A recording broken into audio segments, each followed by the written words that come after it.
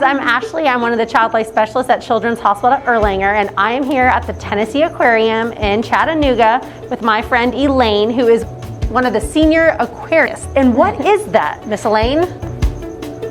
Aquarist is a person who takes care of fish. So that's what I do. I take care of, I think I've got 6 exhibits now that I take care of all different sorts of fish from South America to Africa. Awesome. Well, I know we are learning about the elephant nose fish today, and they are right behind us. They look like little tiny baby dolphins, and I know how you guys love all your tiny little toys. These sort of look like little toys that you might play with.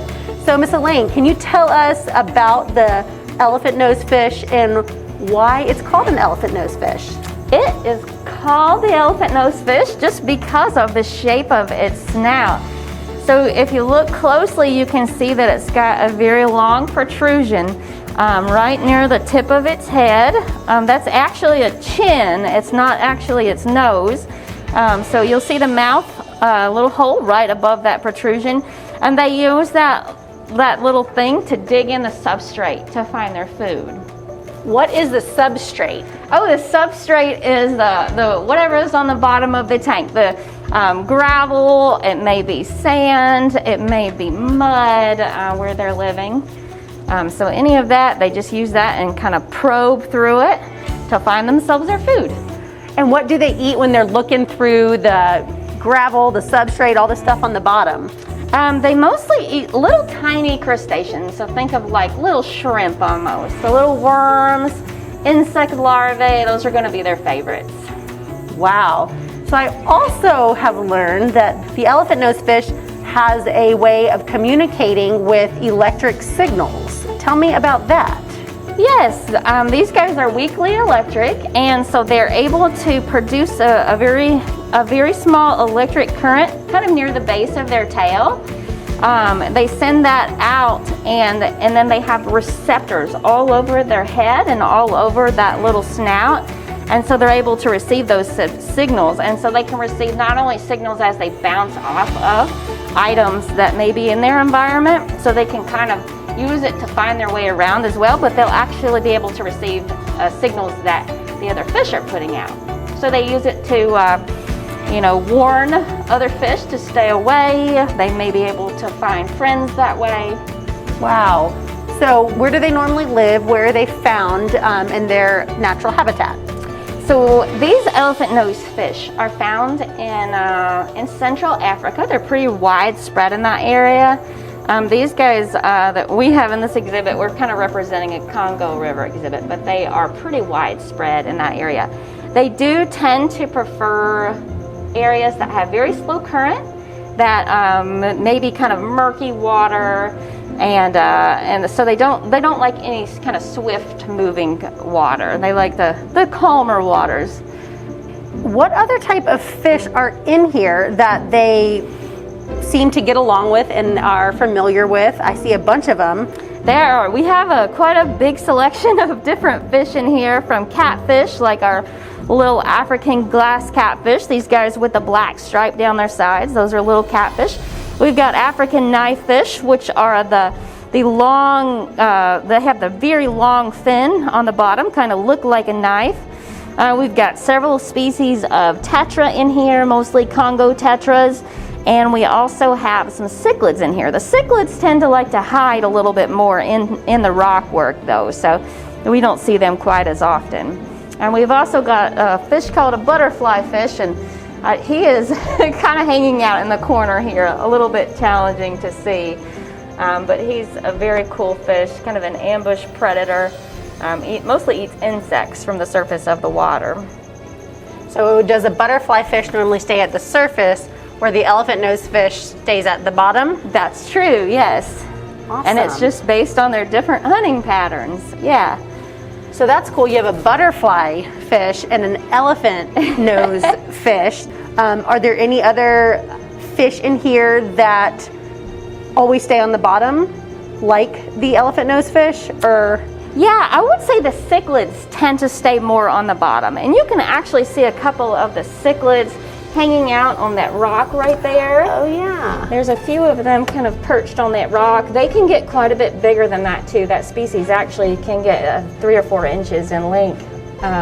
It's called a buffalo head cichlid. So we do like to name fish after other animals based on what they look like. That is so cool. Now there's a fish way back there in a hole in the rock, it looks like. Yes. What type of fish is that? That looks like one of the same cichlids that we just saw. Just a bigger out here. Yeah.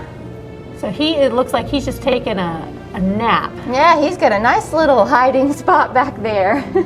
So that is so awesome. So is a bottom feeder and a top feeder, are those the terms that if a fish eats off the bottom versus the top, they call bottom feeders? Yes, probably, yeah, bottom. Another word for bottom is benthic. It's more of a technical term. And then, yeah, the top feeder may be called a surface feeder as well. So that's sort of the difference with the butterfly fish and the elephant nose fish. That's something cool to learn about, kids, that you can see where the fish are hanging out on the top or the bottom. That might give you a clue as to what type of food they eat, where they enjoy hanging out most of the time.